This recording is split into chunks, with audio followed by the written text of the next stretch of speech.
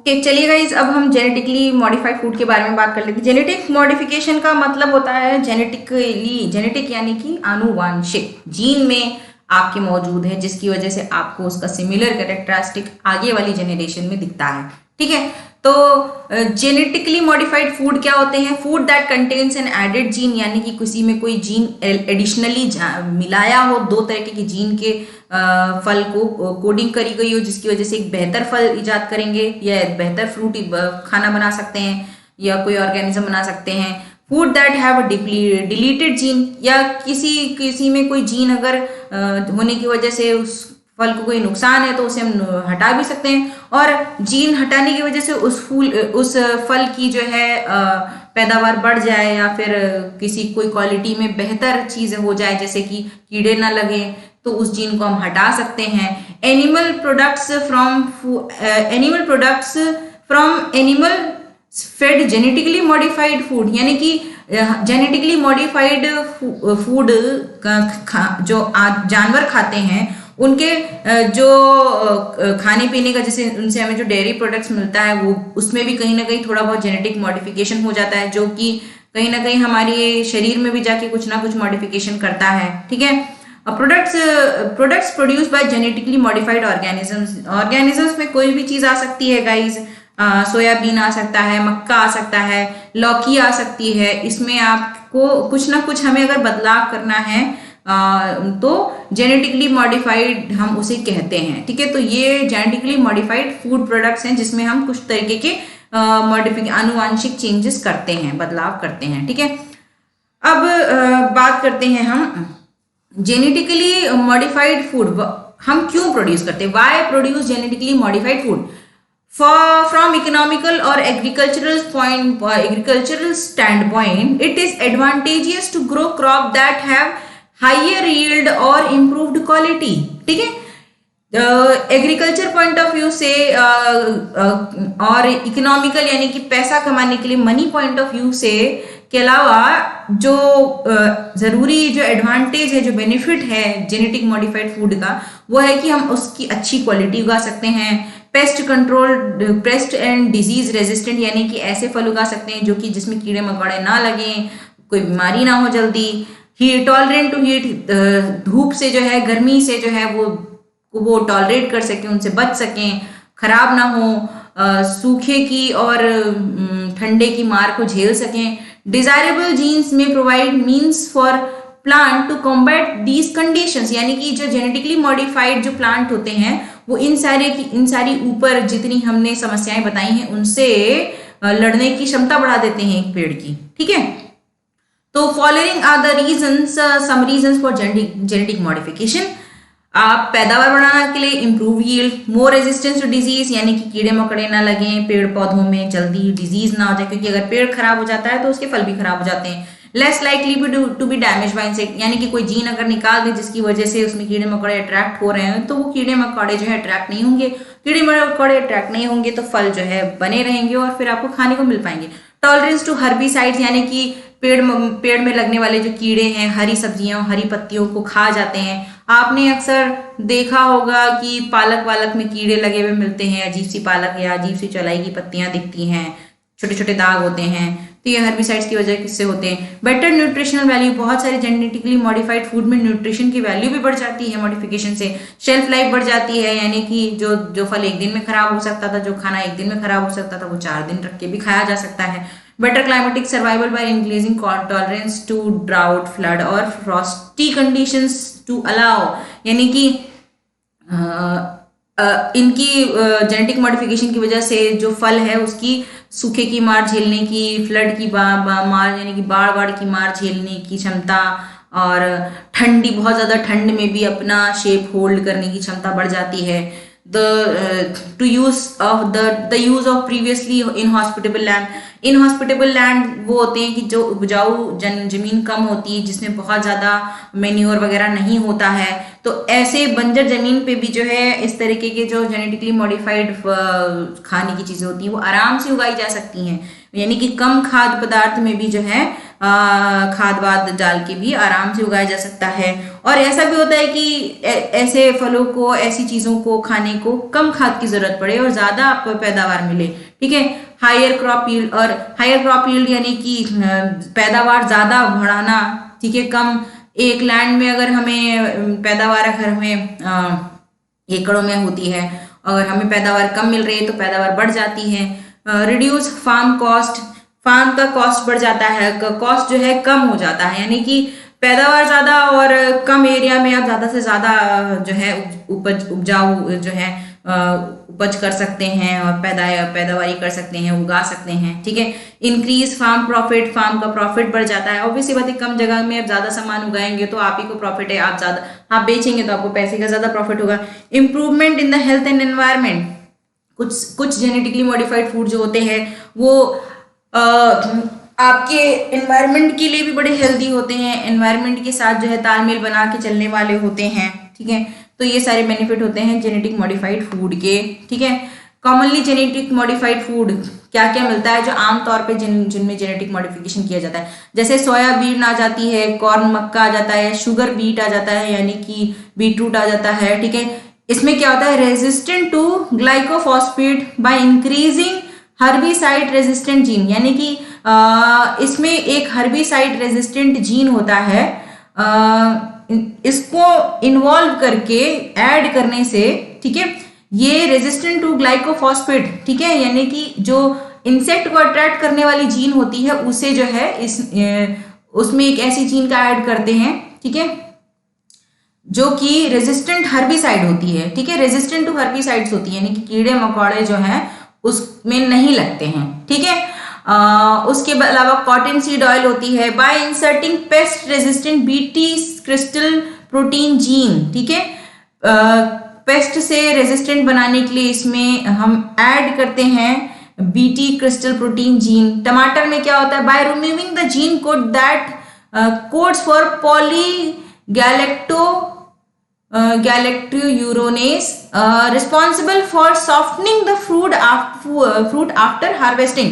ये जो जीन होता है जो कि फलों को पकने के टाइम पर सॉफ्ट बनाता है, तो इस जीन को निकाल देते हैं जिसकी वजह से टमाटर एकदम ठोस आपको मिलते हैं। तो आप समझ सकते होंगे कि बहुत से लोग जो टमाटर का कंजम्पशन ज्यादा करते हैं तो कई बार आपके टमाटर कई कई दिनों तक एकदम बड़े ही तरोताजा दिखते हैं, वो इसकी वजह से कि ये जो पॉली गैलेक्टोयूरोनेस जो जीन है ये निकाल दिया गया है, ठीक है। अब टमाटर पोटैटो की बात करते हैं, आलू की बात, poly amylopectin rich variety by switching off a GBSS granule bound starch synthetase gene responsible for amylose production. ये जो अमाइलोज प्रोडक्शन जीन होता है इसको कम करने के लिए, ठीक है, अमाइलोपेक्टिन यानी कि अमाइलो और पेक्टिन क्या करता है, फल में सख्तपन बनाता है और अमाइलोज क्या करता है, सिंपल शुगर बनाता है। तो ये जो जीन होता है granule bound sugar starch synthetase, इस जीन को दबा देते हैं ताकि आलू बहुत ज्यादा स्टार्ची और बहुत ज्यादा मीठा ना हो, ठीक है, पेक्टिन उसमें ज्यादा ना हो, ठीक है। अब रैपसीड की बात करते हैं, इस with high oleic acid content by adding new gene, इसमें हम ओलिक एसिड का कंटेंट बढ़ाने के लिए हम एक इसमें जीन का एडिशन करते हैं जिसकी वजह से ओलिक एसिड का कंटेंट बढ़ जाता है, मात्रा बढ़ जाती है। राइस में क्या होता है, विटामिन ए, ठीक है, with high vitamin A bye inserting gene from daffodil. Daffodil एक फूल होता है, उसकी जीन निकाल के राइस के जो है चावल के पेड़ में डाल दिया जाता है जिसकी वजह से चावल में विटामिन ए का कंटेंट बढ़ जाता है, ठीक है। तो सोचिए चावल में आपका फोर्टिफिकेशन भी किया जा सकता है, अलग से भी मिलाया जा सकता है, और जेनेटिकली मॉडिफाइड चावल भी आप खाएं जिसमें ऑलरेडी विटामिन ए प्रेजेंट है जो कि आपको ज्यादा अमाउंट में गाजर में मिलता है, ठीक है। रिस्क क्या क्या होते हैं, नुकसान, risk of genetically modified food, altering the nutritional quality of food. Genetic modification से कई बार उसकी न्यूट्रिशनल वैल्यू जो है, उसकी जो पोषक तत्व है वो बढ़ भी सकते हैं और घट भी सकते हैं, ठीक है। एंटीबायोटिक रेजिस्टेंट हो जाता है, यानी कि हमारी बॉडी में जो एंटीबॉडीज बनती हैं जो रोग प्रतिरोधक क्षमता, ठीक है, जो फलों में होती है उनके पास, यानी कि रोगों से जो अपने बाहर के जो रोगों से अपने आप को बचाते हैं उनकी रोग प्रतिरोधक क्षमता जो है वो कम हो जाती है, रेजिस्टेंट हो जाते हैं, ठीक है। Potentially toxic from genetically modified food, उन मतलब जेनेटिकली मॉडिफाइड फूड से बहुत सारी टॉक्सिसिटी, अननोन टॉक्सिसिटी होती है जिसके बारे में हमें जानकारी नहीं होती, जो खाने के बाद ही पता चलती है। Potentially allergenicity from genetically modified food, बहुत सारे जेनेटिकली मॉडिफाइड फूड से लोग एलर्जिक होते हैं, जो नॉर्मल चीज तरीके से जो खा रहे थे उससे एलर्जी नहीं हो रही थी, लेकिन इनको खाने से एलर्जी होने लगती है।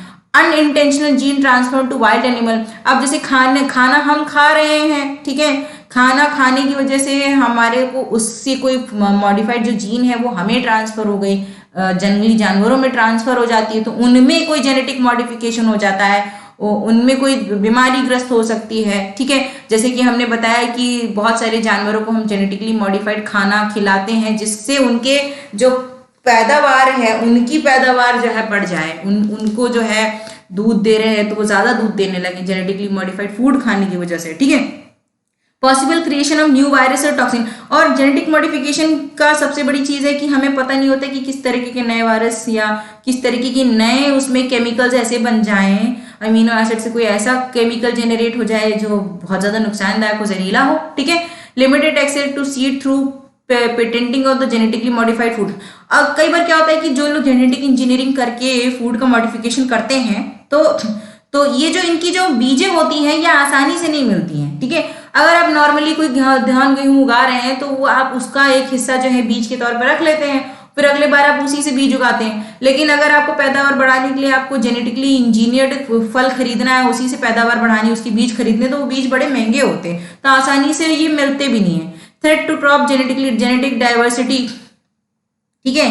अब जेनेटिकली मॉडिफाइड फूड जो होते हैं इनकी डाइवर्सिटी को रोक दिया जाता है, ठीक है, और नुकसान करता है, क्योंकि हम जो नॉर्मली जो चीजें चलती चली आ रही हैं वो बहुत सारे फिजिकल फैक्टर्स से रेजिस्टेंट होती हैं, ठीक है, बचती हैं। लेकिन जेनेटिकली इंजीनियर्ड जो क्रॉप होती हैं वो फिजिकल फैक्टर्स, जो एनवायरनमेंट के जो होते हैं फैक्टर्स, धूल मिट्टी डस्ट पॉल्यूशन, इनको जो है उनसे रेजिस्टेंट नहीं होती हैं, ठीक है।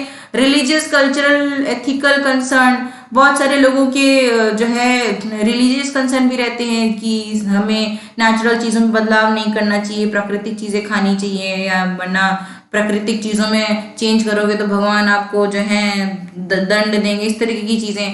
Concern of lack of labelling, ठीक है। और ये जो जेनेटिकली इंजीनियर्ड फूड होते हैं हमें पता भी नहीं चलते हैं कि कौन सा फूड नेचुरली प्रोड्यूस है, कौन सा जेनेटिकली मॉडिफाइड है, तो लेबलिंग भी नहीं करते हैं लोग इसमें, ठीक है। इसमें पता नहीं चलता है इन्हें देख के कि क्या हम नेचुरली प्रोड्यूस फूड खा रहे हैं या जेनेटिकली मॉडिफाइड इंजीनियर्ड फूड खा रहे हैं।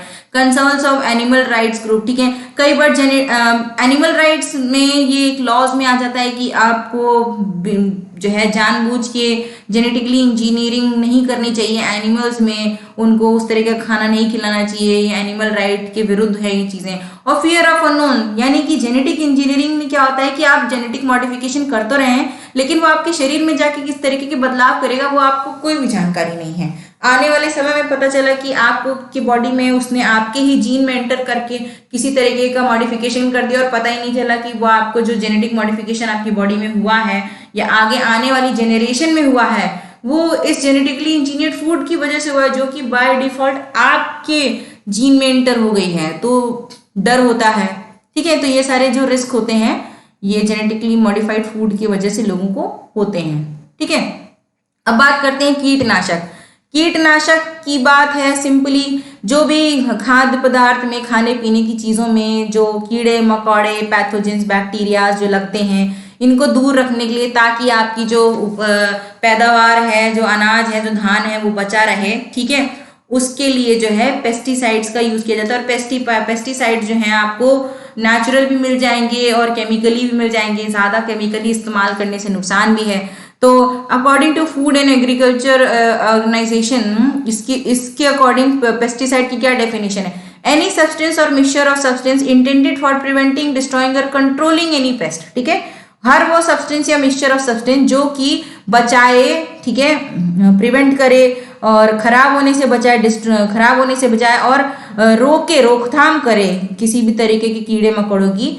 तो इंक्लूडिंग जिसमें क्या क्या इन्वॉल्व हो सकता है? वेक्टर ऑफ ह्यूमंस, ठीक है, इंसानों के शरीर से निकलने वाले जो गंध है, जिसमें आपके यूरिन आ जाता है, टॉयलेट आ जाता है, एनिमल और एनिमल डिजीज, ठीक है, किसी भी तरीके की जानवरों की बीमारी, ठीक है, अनवांटेड स्पीशीज ऑफ प्लांट और एनिमल्स, ठीक है, जो बिना अनवांटेड स्पीशीज ऑफ प्लांट और एनिमल्स और प्लांट से मिलने वाली जो अलग तरीके के कीड़े मकोड़े जो उपज हैं, ठीक है, कॉजिंग हार्म ड्यूरिंग और otherwise interfering with the production, processing, storage, transport और marketing of food, agricultural commodities, wood products of animal or animal feed stuff or substance that may administer to animal for the control of insect, arachnids or other pests in or on other bodies.